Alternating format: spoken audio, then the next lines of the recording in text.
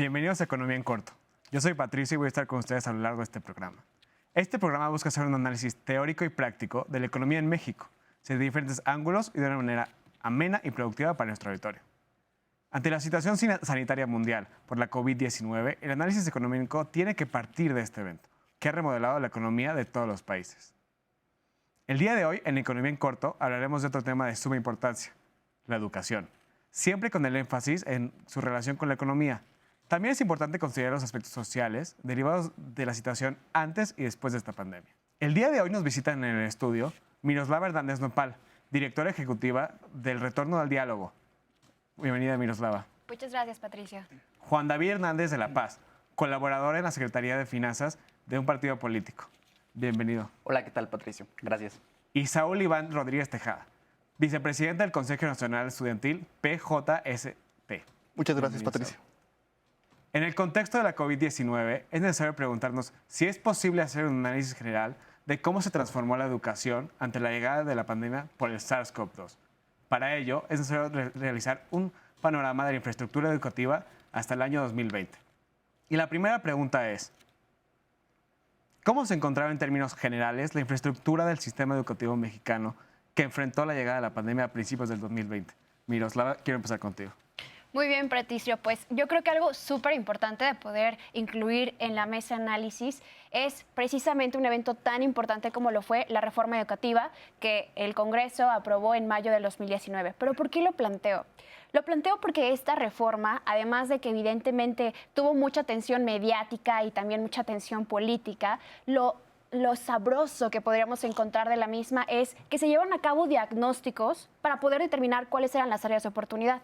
En ese sentido, debo de mencionar que parcialmente fueron cubiertas. Es decir, el resto de las áreas de oportunidad que no fueron cubiertas claramente implican, ante la entrada de una pandemia, pues una serie de carga que podría constituir obstáculos o retos para con los diferentes tipos de estrategias que se quisieran implementar. Entonces me gustaría sentar sobre la mesa que partimos de un evento muy importante jurídicamente hablando, y en ese sentido habría que ya ponernos muy importantes en el asunto, en el temática de que tenemos de tomar en cuenta estos retos para entonces poder generar el análisis hacia una ruta que pudiera ser la más eficiente o la más amplia. Completamente de acuerdo. David, ¿cuál dirías que era el panorama general antes de la pandemia con respecto a la educación mexicana? Sí, pues mira, Patricio, la verdad es que México siempre se ha caracterizado por tener una deficiencia o tener un contraste amplio con respecto a otros países. Un dato un poco relevante que tenemos es que en el caso del Foro Económico Mundial, diagnostica que México, entre 144 países, estamos en el lugar 100 en cuestión de aprovechamiento de la educación. ¿Y a qué merita esto? Pues por cuestiones de infraestructura, por presupuesto, y muy particularmente en el tema de infraestructura podemos visualizar y podemos detectar ciertas áreas de oportunidad donde, por ejemplo, algunas escuelas no cuentan con servicios. Y cuando digo temas de infraestructura, obviamente se refiere a temas de servicios, se refiere a temas de acceso a las tecnologías, propiamente a donde se desarrolla toda la parte de la educación o la impartición de aprendizajes. Partiendo de ese punto, bueno, tenemos grandes retos. Tenemos pues prácticamente estas nuevas visiones con una nueva administración. Tenemos que atacarlas de una manera muy distinta. Sí, tenemos retos, pero también tenemos áreas de oportunidad para mejorar. Saúl. De acuerdo, coincido en que en nuestro país se encontraba en una situación complicada en cuanto a la educación se refiere. Realmente no nos encontramos en un punto idóneo. Supongo que ningún país estaba preparado para una crisis tan fuerte, tan solo en lo económico, en lo social y menos aún en lo educativo. Nuestro país venía acarreando problemas de abandono, de rezago educativo, un bajo aprovechamiento escolar. Es por ello que realmente no hubo las herramientas necesarias para afrontar la crisis en un primer momento. Además, es importante señalar que de acuerdo a la prueba Planea, cerca del 80% de los alumnos de nivel primaria no tenían los conocimientos básicos ni en matemáticas, ni contaban con los suficientes conocimientos para escribir y para leer. Eso nos habla de que el sistema educativo en México venía arrastrando una serie de problemas que posiblemente se puedan agudizar aún más con la llegada del SARS-CoV-2. O sea, en general estábamos en una situación precaria, dirías, ¿no, Saúl? Complicada. Complicada. Sí, y justamente ante la llegada de la pandemia causada por la COVID-19, México, como el resto de los países del mundo, tuvo que sustituir sus clases presenciales por un formato virtual, tanto en su sistema educativo público como privado. Y yo les quiero preguntar, ¿cómo consideran que fue afectado el sistema educativo respecto al descenso de la matrícula, la calidad del aprendizaje y la accesibilidad a los medios digitales? Saúl, quiero empezar contigo. ¿Cómo crees que cambió la educación en este país con la llegada de la pandemia? Se dio un giro de 180 grados completamente. De acuerdo al Instituto Nacional para la Evaluación de la Educación, fueron cerca de 30 millones de estudiantes los cuales tuvieron que dejar sus estudios porque no podían contar o no contaban con los medios necesarios para poder realizar sus estudios. Ello también nos habla de otro problema que es el rezago tecnológico que tenemos, ya que si bien aquí lo divido en dos, no es lo mismo los servicios que contamos en la ciudad con los servicios con los que se cuentan en comunidades un poco más alejadas. Entonces sí hubo un grado de marginación donde se amplió la brecha entre las personas que sí podían acceder a una educación y las personas que forzosamente se requiere de un profesor que esté impartiendo una clase presencial a los jóvenes estudiantes. Totalmente de acuerdo. Y David, ¿tú crees que esta transición fue armónica, fue de bote pronto? ¿Cómo crees que fue esta transición hacia la virtualidad? Pues fue algo brutal, completamente. No estábamos preparados para una pandemia, evidentemente. Y vaya, hubo una reconfiguración total del sistema político, económico, en educación no se diga, ¿no? Pasamos a este sistema virtual, en el mejor de los casos, a hoy en día en un sistema híbrido, pero pues no se contaba con los recursos. Y referente al tema de recursos, yo puedo contemplar en el tema de la educación 4 actores muy importantes. El primero de ellos tiene que ver con un tema de las propias instituciones del gobierno. En segundo lugar, tiene que ver con las propias autoridades educativas, los docentes y los alumnos. Cuando estos 3 actores realmente no hay una forma, una dinámica de línea, pues se corta completamente. Y respecto a lo del tema del COVID, el hecho de pasar a clases virtuales, en el tema, por ejemplo, de los docentes, muchos de ellos no contaban con el acercamiento a estas nuevas tecnologías de impartir las clases. Estamos hablando también de planes y programas, estamos hablando también de los propios métodos pedagógicos, de las estrategias, planes que imparte la propia Secretaría de Educación Pública para que pues, esto se haya llevado a cabo. Creo que es un gran reto, no lo considero que a hoy en día se haya superado. Seguimos en una curva de aprendizaje que a pesar de después de casi 2 años, diría, seguimos aprendiendo y sigue siendo una gran consecuencia. Miroslava, ¿y estarás de acuerdo que la matrícula en las escuelas privadas y universidades descendió? Claro. Y la matrícula en las escuelas privadas, por ende, subió. Entonces, ¿estaban ya las escuelas preparadas para las escuelas públicas, tengo que reafirmar, están ya bien equipadas para este aumento de matrícula? Desafortunadamente, una serie de factores que llevan precisamente a este descenso de matrícula está todavía más perpetuado en una escuela pública. ¿Por qué te lo planteo? No podemos establecer la educación física reemplazándola automáticamente con educación virtual de entrada. Además, deberíamos de considerar que evidentemente la pedagogía no se traduce únicamente en el puro uso del Internet y también la didáctica, la interacción y participación tampoco se van a ver reducidas únicamente a través de la tecnología. En este sentido, hay un dato de un estudio chileno que hace mención de que el aprendizaje que se obtiene de esta educación a distancia es tan solo entre el 12 y el 30% de la educación presencial. Y si vamos aún con las escuelas o las instituciones públicas, únicamente es del 6 al 18%. ¿Esto qué implica? Implica que incluso en el mejor de los supuestos, por ejemplo, que ya tuvieran infraestructura, que a lo mejor y pudieran tener como la ayuda o el apoyo al momento de tener mayores recursos para poder acceder a esta facilidad de poder llevar la educación, aún en ese supuesto resulta ser incomparable la educación física de la educación o presencial de la educación virtual. Completamente de acuerdo. Los invitamos a que ustedes también participen en este debate a través de nuestras redes sociales. Volvemos después de una pausa a Economía Corto. En el ciclo escolar 2016-2017, la mayor tasa neta de cobertura, número total de alumnos inscritos, la presentó la educación primaria, con 98.4%. Le siguieron la educación secundaria, con 86.2%, la educación preescolar, con 73%, Y por último, la educación media superior con 62%.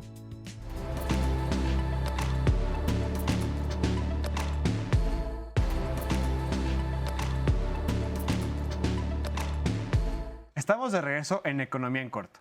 En nuestro bloque anterior hablamos de la infraestructura en el sistema educativo mexicano que tuvo que enfrentar la llegada inesperada de la pandemia por COVID-19.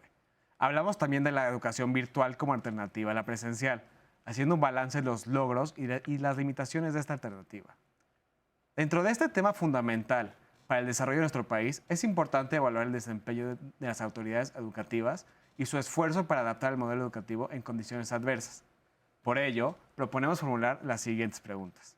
¿Consideran que han sido suficientes los planes y programas aplicados por la SEP para desarrollar las actividades a distancia?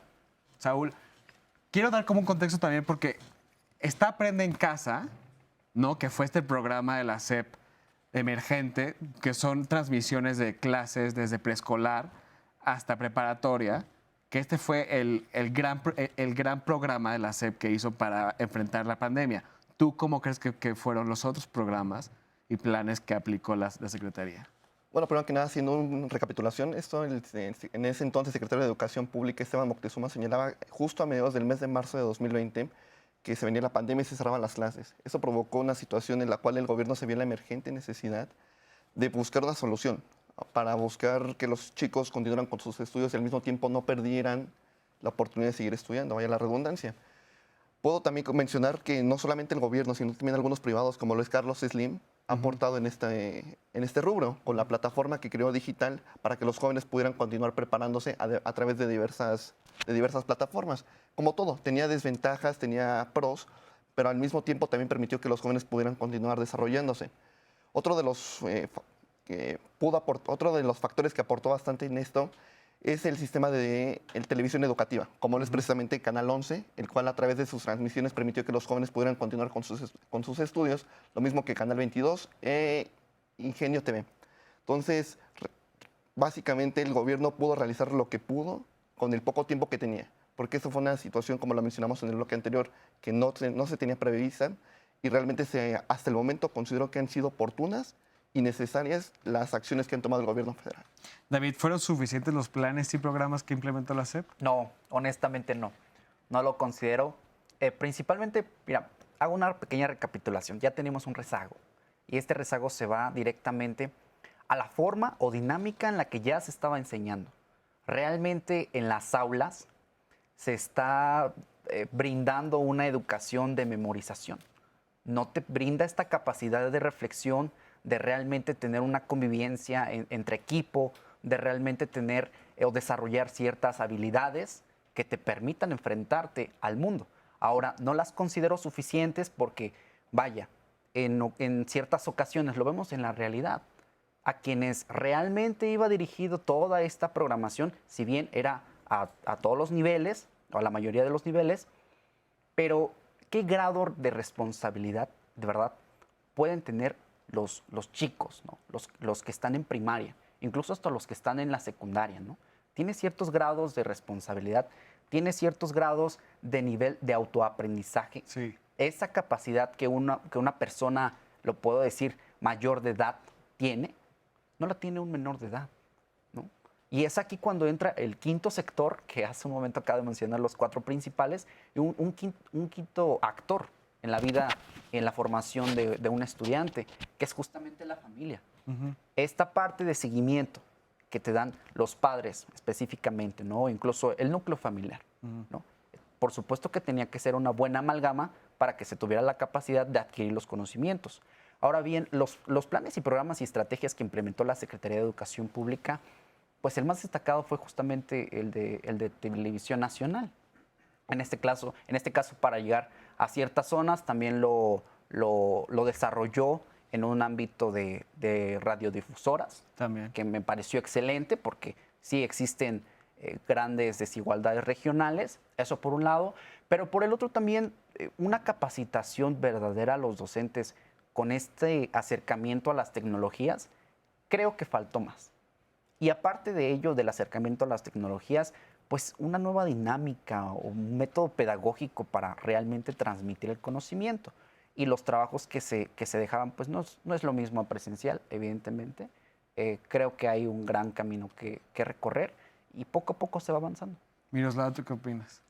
Pues yo considero que de entrada habría que establecer parámetros muy diferentes. No podremos estar esperando los mismos resultados de cuando las clases eran presenciales a la actualidad, ¿no? En las que necesariamente por pandemia tienen que ser virtuales. Entonces, generar estas falsas expectativas o inclusive presiones respecto a los profesores que se encargan de impartir las mismas va a generar, en principio, evidentemente, una clara controversia en cuanto a ver, si mi currículo, que era a lo mejor de un ciclo escolar durante un año, lo tengo que ver, pero ahora con menor cantidad de horas, con menor interacción, con menor participación, es claro que no se va a poder lograr el objeto.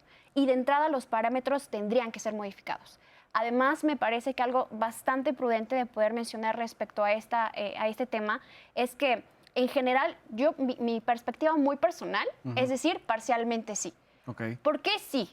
Sí, porque al momento de generar esta estrategia, a través de, evidentemente, un televisor poder tomar clases, resulta bastante pertinente si consideramos que el 70% de la población, de las familias mexicanas, puede tener acceso al mismo. Pero, ¿qué pasa con el otro 30%? Entonces, este otro 30% resulta preocupante poder tener esta disposición o esta cercanía. Y también algo importante me parece es el hecho de que independientemente de eso, es el dispositivo a través del cual van a poder acceder a la misma. Porque evidentemente también debemos de hablar de una brecha digital, sí, que no me quiero también a lo mejor adelantar, pero hay una doble brecha digital. No solamente estamos limitados al acceso, sino al aprovechamiento y desarrollo de los medios. Es decir, ningún gobierno que vaya a implementar un programa en el que establezca que a todos se les va a regalar laptops o tablets va a poder tener como consecuencia directa que vaya a aumentar la calidad en cuanto a la educación virtual se refiere. ¿Por qué lo planteo? Porque se necesitan dos condicionantes para este proceso de enseñanza-aprendizaje. El primero, claramente, es el acceso al dispositivo. Sí. Y el segundo es poder tener el acompañamiento de alguien que pueda asesorarte respecto al desarrollo del mismo. Entonces, en términos muy generales, estoy parcialmente de acuerdo con que ha implementado lo suficiente, fue una estrategia bastante inteligente, pero ¿qué va a pasar con el 30% restante? ¿Qué va a pasar para poder superar esta brecha digital doble que ya había mencionado? Pues justamente hablando de ese 30%, ¿tú qué crees, qué acciones complementarias crees que deberían aplicarse para llegar justamente a ese 30%? Definitivamente el poder acceder de manera virtual a determinados lugares resulta imposible porque pueden ser zonas bastante complicadas de acceso, ¿no? Entonces, en ese sentido, algunos países ya han implementado que en ciertos lugares se dan lugar a, no solamente como un centro educativo, sino realmente como un centro de interacción con las instalaciones para con quienes no tienen los recursos de poder acceder. En ese sentido, a lo mejor podríamos complementar, evidentemente, la modificación de parámetros, también podríamos complementar con esas estrategias pedagógicas que venimos arrastrando de un tipo de currícula que no está tampoco muy adecuada respecto al sector en el que se desenvuelve el educando. Sí. ¿Por qué lo planteo? En Canadá, por ejemplo, sí se puede dar una apertura estatal de que puedan asignarse materias que evidentemente el educando pueda verla traducida en su realidad inmediata. Y por lo tanto es altamente probable que además de que pueda mejorar su índice de empleabilidad,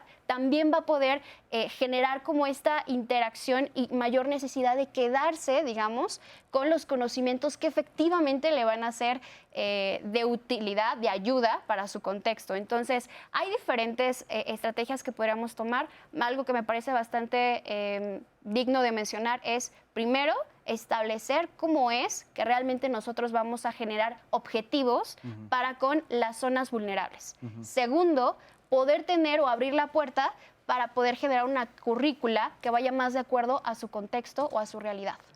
David, ¿tú qué opinas? Pues honestamente hay un proyecto que trae el gobierno federal que habla sobre la cobertura, el acceso al Internet. Bien puedes tener acceso a un equipo tecnológico, pero por estas desigualdades regionales que existen en el norte, en el centro, pero ¿qué pasa en la zona sur? La más afectada en términos económicos, en términos sociales, en términos de pobreza, un sinfín de desigualdades regionales que estas vienen a afectarse. Creo que la cobertura de Internet debe ser universal, debe llegar a estos rincones del propio país donde no se ha llegado y aunado a ello, por supuesto, una capacitación a los propios docentes, sí, pero también una capacitación a quienes están de la mano con los estudiantes, a los propios padres. Porque no la sé, pudo haber implementado un programa donde acercara a los padres o se involucraran a este proceso.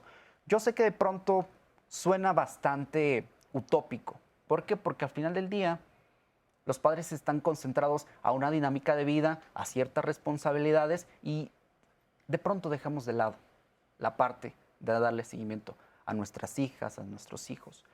Pero se requiere, por supuesto, en este momento una buena mancuerna, llevar de la mano a los estudiantes y que pues la SEP traslade recursos también a la capacitación de los propios padres, ¿no? Saúl, ¿qué acciones complementarias deberían de aplicarse? Considero aquí 3 factores fundamentales: los estudiantes, los profesores y por último los padres de familia, las personas que se encuentran con los niños. Aquí tiene que haber un match, tiene que haber un equipo entre cada uno de ellos. Esto debido a que si no hay una colaboración entre cada uno de ellos va a ser muy complicado. Como se mencionaba, y es cierto, los estudiantes en ocasiones no contamos o no se cuenta con la capacidad para poder aprender un tema por sí solo. Pero eso no quiere decir que no se pueda desarrollar esta habilidad. El ser autodidacta es una cuestión que a muchos de nosotros nos cuesta demasiado trabajo, pero no es imposible de desarrollar. Y es en ello donde los padres, junto con los profesores, como bien lo señalaba David, pueden complementarse y apoyar al estudiante en sus dudas que tienen para poder complementar de mejor manera sus estudios. Que no se limiten solamente a lo que ven en el programa, tal vez aprende en casa. Porque igual se nos está olvidando una parte importante. La gran carga que han tenido los docentes en este caso para poder impartir el conocimiento. Porque como bien es sabido, el programa Aprende en Casa no es obligatorio. Es opcional para que los profesores puedan auxiliarse y a partir de ello puedan complementar, puedan tener un mejor desarrollo los estudiantes en sus actividades.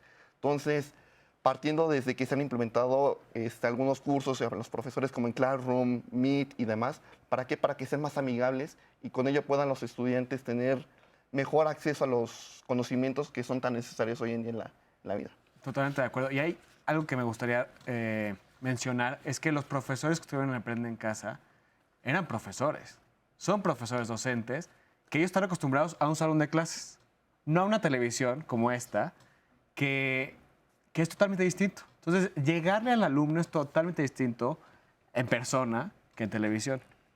Y después de enumerar las acciones realizadas por la Secretaría de Educación Pública para rescatar el año escolar 2020 y el presente ciclo, yo les quiero preguntar, ¿es posible decir que ha sido satisfactoriamente la intervención gubernamental con estos planes, programas y acciones? Saúl. Ha sido suficiente. Como lo mencioné en mi participación anterior, nadie tenía previsto que llegara una pandemia tan fuerte y menos aún la duración de la misma. En un principio se tenía contemplado hasta mediados del mes de abril. Llegamos al mes de agosto y resulta que la pandemia aún continúa. Entonces, ha sido la respuesta oportuna. También no se puede hacer mucho con poco. Si se hubiera previsto con anticipación, estoy seguro que se hubieran tomado mejores acciones. Soy consciente que tiene deficiencias el programa Aprende en Casa, que no es autodidacta con los estudiantes y que a muchos de ellos les cuesta mucho trabajo. Pero por ello no significa que se haya ejercido una mala acción. Ha sido suficiente hasta el momento, pero coincido en que se puede mejorar muchísimo todavía. David, ¿tú qué opinas? Te tienes que abocar como institución a los recursos con los que cuentas, ¿no? Y al final de cuentas se crearon convenios, se crearon acuerdos con algunas televisoras, incluso con el propio Canal 11, que es muy abierto a este tipo de temas sociales. Este tipo de acciones fueron las que de alguna manera amortiguaron el golpe de una discrepancia de educación y de aprendizaje. Yo, a mi punto de vista, considero honestamente que el ciclo escolar en gran parte se tuvo que haber clausurado porque no te brinda esa certeza de que realmente el estudiante va a tener los conocimientos básicos o mínimos para que continúe con sus estudios en un futuro. Hablándose de una educación muy básica, ¿no? El resto, por supuesto, que puede continuar. Miroslava, ¿y cuál crees que han sido los mayores retos que tuvo la Secretaría de Educación Pública? Bueno, de entrada, el talón de Aquiles de nuestro sistema educativo mexicano es la coordinación entre el poder federal y las entidades federativas. Esto porque evidentemente no existe una clara responsabilidad de bajo quién va a estar precisamente la rendición de cuentas respecto a la eficacia de uno u otro plan. Entonces, esto en términos generales sin la pandemia, pero con pandemia, ha existido una serie de entrevistas a docentes respecto a cuáles fueron las mayores dificultades y han respondido que primero fue, pues evidentemente, la formación del docente de entrada. Segundo, una de las principales preocupaciones es la comunicación con los alumnos, porque habían educandos que no podían tener acceso a una computadora, a un correo electrónico, que no sabían generarlo. Entonces, esta comunicación se vio mermada y es bastante importante de tomar en cuenta, porque la comunicación es parte de la interacción que tiene el educando con el profesor. Esto significa que entre menor interacción, y de hecho está comprobado a través del Instituto Mexicano para la Cooperación, ha mencionado que si no existe esta interacción, hay altas posibilidades de deserción permanente, ni siquiera llámelo temporal. Entonces, en este sentido, cuando el educando no se siente en un ambiente en el que pueda, pues claramente poder potencializarse, entonces va a considerar una falacia de que no estoy aprendiendo, entonces esto no sirve de nada. David, tú que en tu intervención pasada dijiste que se debería de clausurar o frenar el ciclo escolar anterior, te quiero preguntar, ¿cuál crees que ha sido el nivel de aprovechamiento de la educación virtual? Creo que lo vemos en la realidad, ¿no? Te acercas, o yo le preguntaría a quienes se encuentran en casa, quienes tienen niños, que si realmente han cumplido con la expectativa del conocimiento, si realmente están aprendiendo o únicamente están cumpliendo un requisito más. Yo eso lo considero. ¿Por qué? Porque, seamos honestos, los niños no tienen esas responsabilidades de adquirir conocimiento por sí solo. Si ya de por sí en la aula cuesta trabajo convivir con un grupo bastante robusto de alumnos, 30, 40, 50 alumnos para un docente, ahora trasladarlo a un medio virtual donde no tienes esta interacción con el alumnado, donde no tienes la resolución de dudas, incluso que se genere en el propio ambiente dudas alternas y que poco a poco pues continúen con ese medio de aprendizaje. ¿Y ustedes qué opinan? ¿Estamos listos para volver a las clases? ¿Qué acciones consideran que deben llevarse a cabo? Escríbanos en nuestras redes sociales. Volvemos a Economía en Corto. No se vayan. Con el cierre de las escuelas, los profesores deben, de repente, educar a distancia, pero muchos maestros no tienen conocimientos necesarios en tecnologías de la información y la comunicación. Solo 40% de los adultos de los países de ingresos medio altos son capaces de enviar un correo electrónico con un archivo adjunto, una habilidad aparentemente vital para cualquier maestro que desee enviar tareas. UNESCO, Blog de la Educación Mundial, París, Francia.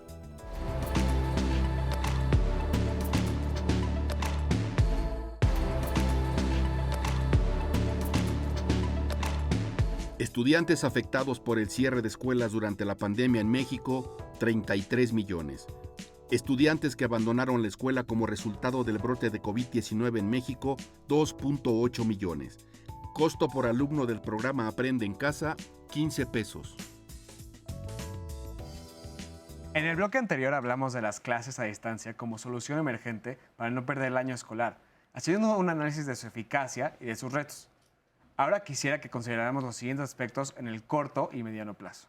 ¿Cuál creen que ha sido el costo de la aplicación de los programas a distancia? Quiero empezar contigo, Saúl. Claro, muchas gracias, Patricio. El costo, por lo que tengo entendido, ha sido de 15 pesos por alumno, que si lo analizamos suena muy poco, pero no es tanto el costo que se tiene en este caso de cuánto cuesta la educación hacia un alumno, sino lo que realmente está aprendiendo el alumno. Porque de nada nos sirve que cueste 10, 5 pesos si realmente no se tiene un aprovechamiento idóneo y real. Porque a fin de cuentas se considera esto. Pero lo que hay detrás de todo ello, estamos hablando de un sistema de televisión, para ello es lo que es el costo de la luz. En esto, bueno, basándome en un ámbito micro, en este caso de lo que es la familia. O sea, son diferentes gastos que tal vez no se tienen tan contemplados porque los damos por hecho, pero que sí muchas familias que no contaban tal vez con los recursos necesarios, se vieron en la necesidad de contratar algún servicio de internet para que sus hijos pudieran continuar con los estudios. Entonces, si las familias vivía con lo poquito que tenía, con esto aún se pudo agudizar aún muchísimo más todavía. Entonces, reitero, no es tanto lo que cuesta, sino lo que implica detrás de ello en este caso. David, ¿tú qué opinas? Pues todo depende de qué costo estemos hablando. Hay un costo económico, hay un costo social, hay un costo personal. ¿Y a qué me refiero con esto?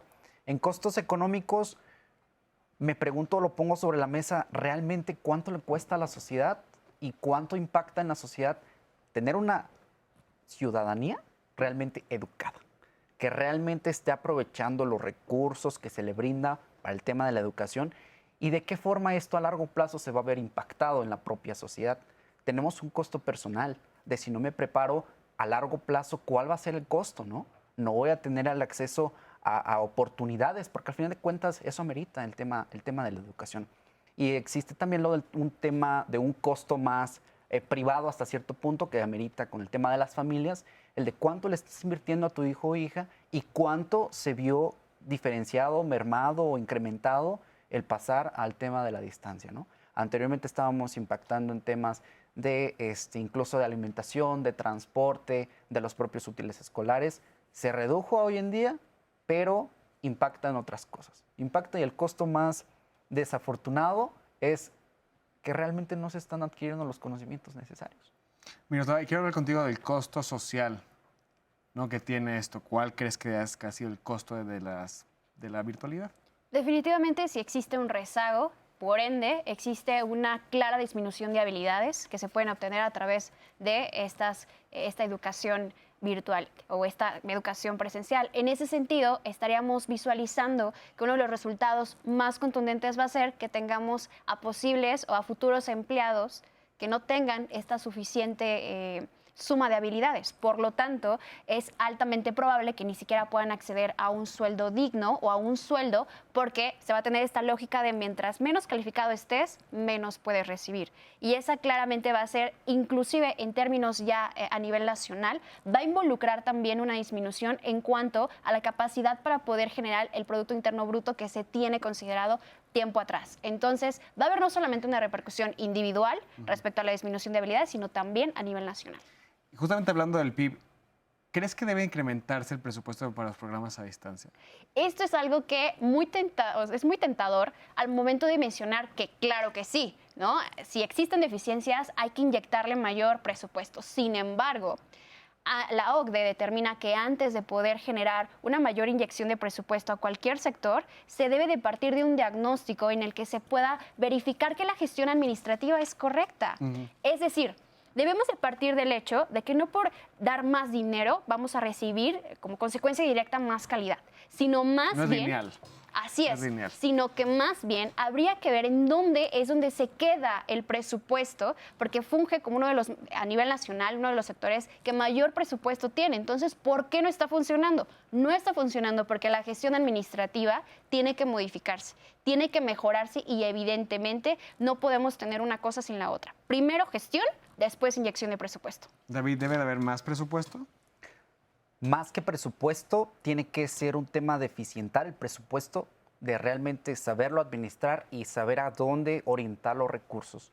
Hay diversos organismos internacionales que marcan que para que un país cumpla con sus expectativas educativas, tiene que destinar el 8% del Producto Interno Bruto.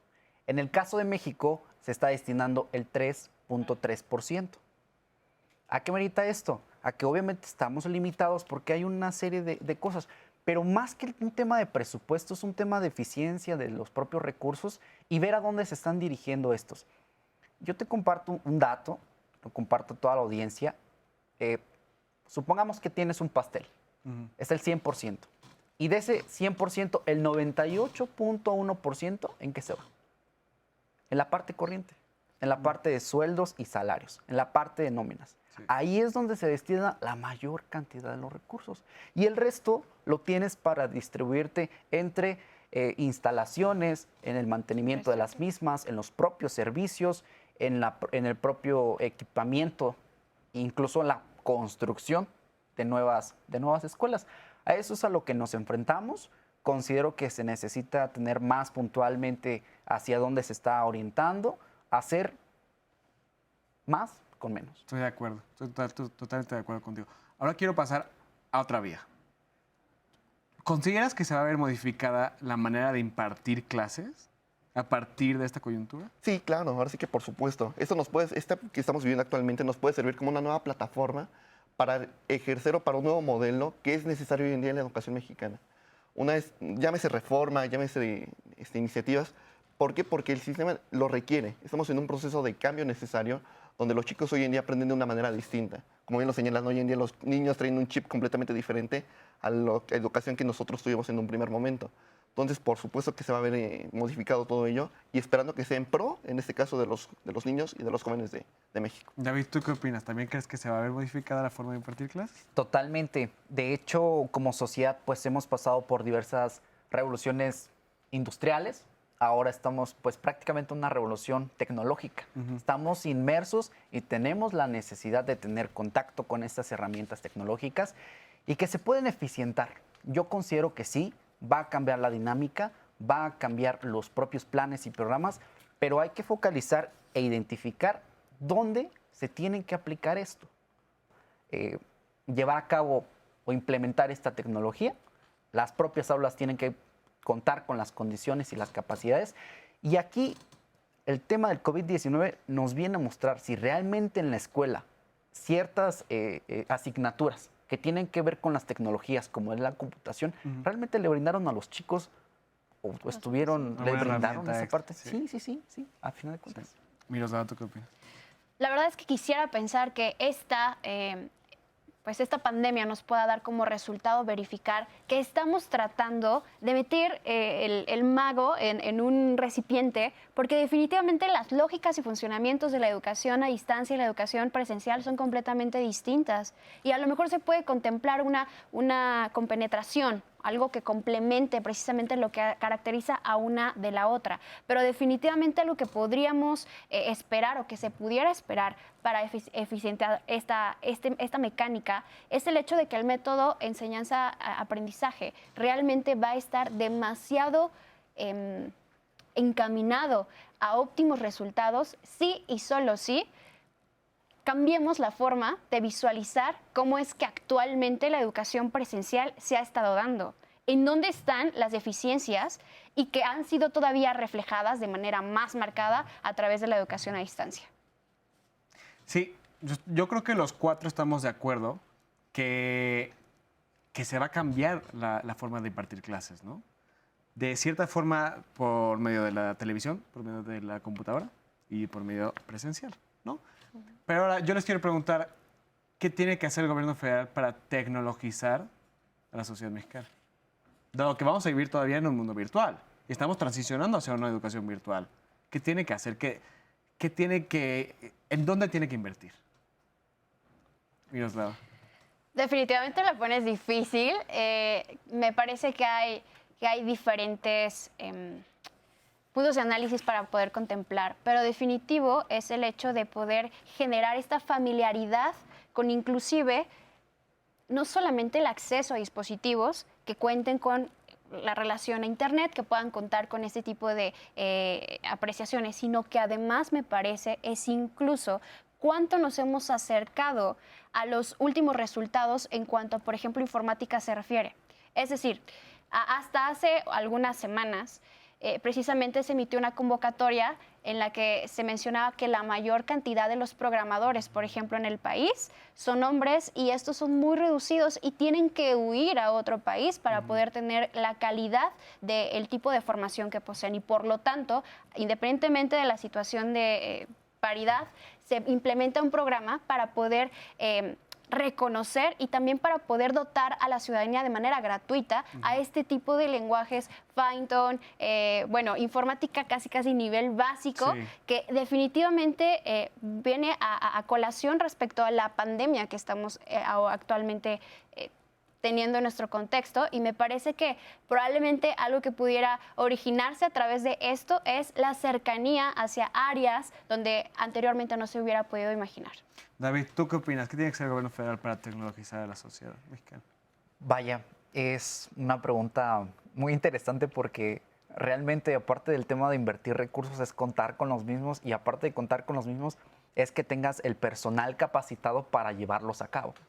Y creo que el gobierno tiene una gran tarea, un gran reto que superar. Todavía estamos en esta parte de la transición para ir superando todas estas brechas, porque no hay que descartar que la educación no solo te brinda conocimientos académicos, científicos, tecnológicos, también es algo integral que tiene que ver con tema de deporte, con tema de cultura. Y esa parte es algo que realmente no hemos, o durante esta pandemia se ha dejado de lado.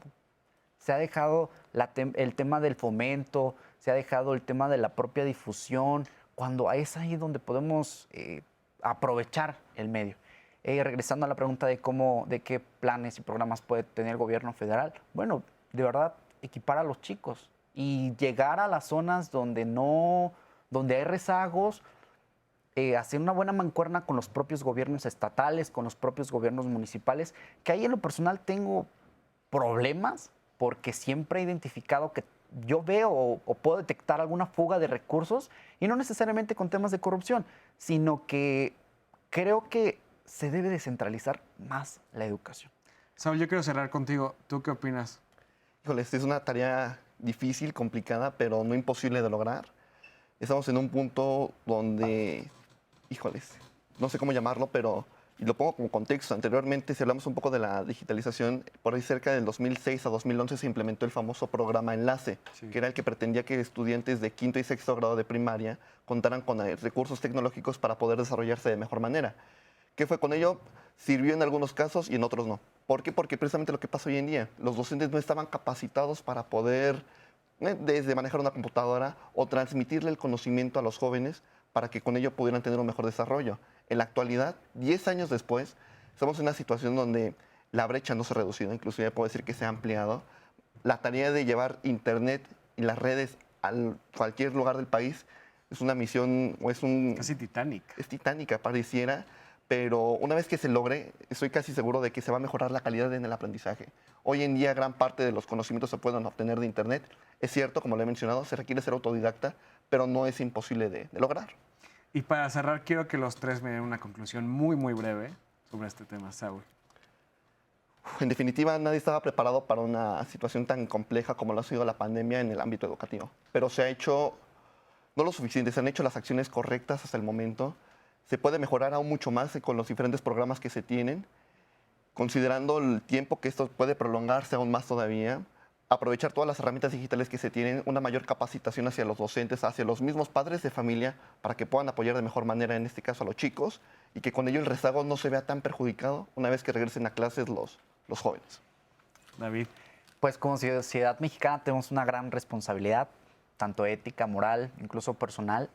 Considero que todos los actores involucrados en esta formación de un educado tenemos que volver a hacer match, tenemos que volver a encontrarnos, tenemos que volver a hacer un análisis, una reflexión para que realmente impacte en la sociedad y que poco a poco pues sigamos construyendo a lo que hoy en día somos. Y Miroslava, termino contigo. Definitivamente ya tenemos el mapeo de en dónde está lo que más le duele a la educación en nuestro país. Entonces partamos de eso y a través de la participación de la ciudadanía implementemos, exijamos, por ejemplo, mayor transparencia, rendición de cuentas, para que no existan por ahí algunos profesores chapanecos que siguen cobrando su sueldo y tienen 105 años. Entonces, claramente sabemos que la solución para poder generar una mayor calidad en la educación es desde diferentes áreas, de diferentes sectores, es intersectorial. Por lo tanto, comencemos partiendo de lo administrativo para que a partir de ahí podamos nosotros aventurarnos, evidentemente saber hacia dónde va a ir enfocado el esfuerzo y sobre todo pues estar también muy conscientes que forma parte de nuestra misma participación el resultado óptimo que queremos. Muchas gracias. Yo soy Patricio, llegamos al final del programa y sin duda la educación será un rubro que no volverá a ser el mismo después de esta contingencia por la COVID-19. Lo importante es que se aproveche lo aprendido y lo implementado para mejorar y que sin duda sea una prioridad para la inversión de nuestro gobierno. Esperamos que estas reflexiones hayan sido útiles para ustedes. Los esperamos con gusto en nuestra siguiente emisión, aquí en Economía en Corto. Hasta entonces.